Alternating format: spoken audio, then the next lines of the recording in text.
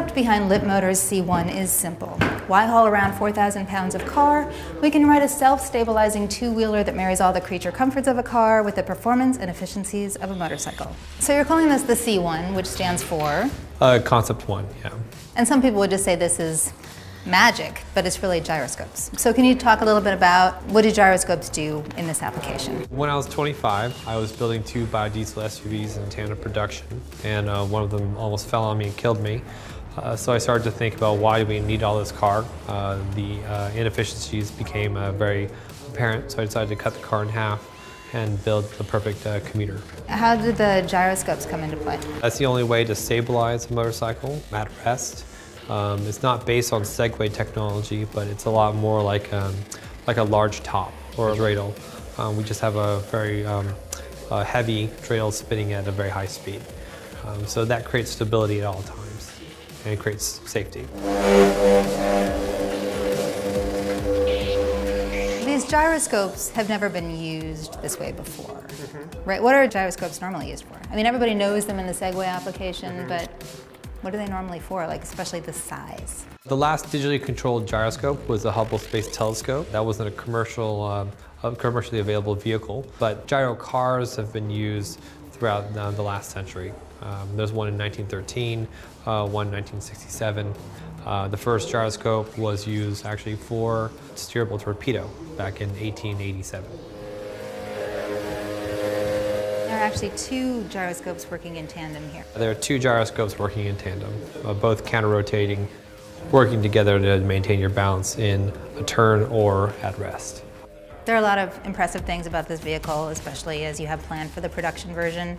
One of them being the lean angle. You said that you could roll down the window and just drag your knuckles on the ground? Yeah, absolutely. Roll just with the ease of steering. You can lean it over 45 degrees and drag your hand against along the cement if you are privy to that. Yeah, this should be a very exciting experience. This is an electric vehicle, and I know that you really haven't worked out the specs yet in terms of what the exact drivetrain is going to be. But right now, how far, how fast, how much? We're looking at 220 miles per charge and a top speed of 120 miles an hour on an 8 kilowatt hour battery pack. We're looking for a first production run to be around $24,000 starting Q1 of 2014. A lot of people want to ride motorcycles, but they don't for different reasons. What makes this a motorcycle? What makes it a car? What makes it a safe motorcycle? The reason why most people don't drive motorcycles is because of safety. You have airbags, side impact protection, full door. You don't have to wear a helmet because you're driving in your helmet. And unibody is going to be all steel or carbon fiber composites. The obvious comparison to what you're making here with the C1 is the E-Tracer, which is really a cabin motorcycle that uses a BMW platform. So it's got a handlebars and you're using a throttle. But here you have the steering wheel and the foot pedals. Why do that? Why not build it so it operates more like a motorcycle? Well, it creates an accessible platform or interface for everyone that everyone's familiar with. We felt that that was the best way to start, especially with having a fly-by-wire steering controls.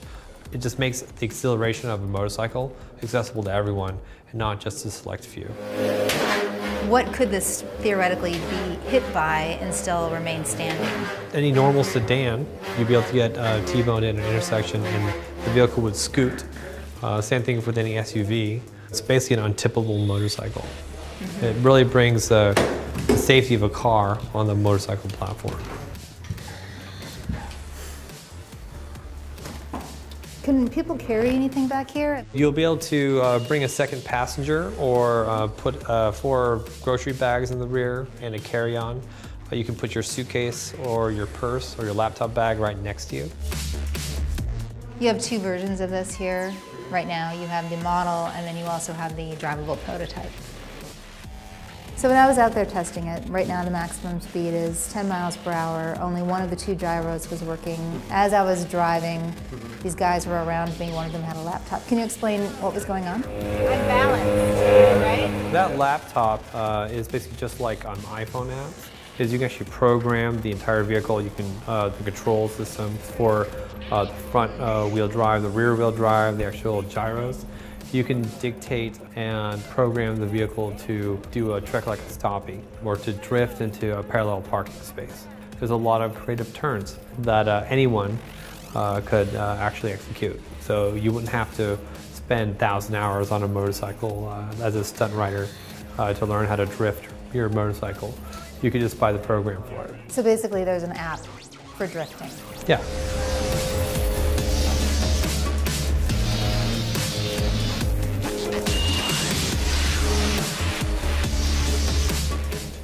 A solution to LA traffic? You can split lanes in this thing. For the Los Angeles Times, I'm Susan Carpenter. So if it's starting to go in this direction, shift your weight to your left. Not a lot, just a little. Back to the right. Oh my gosh.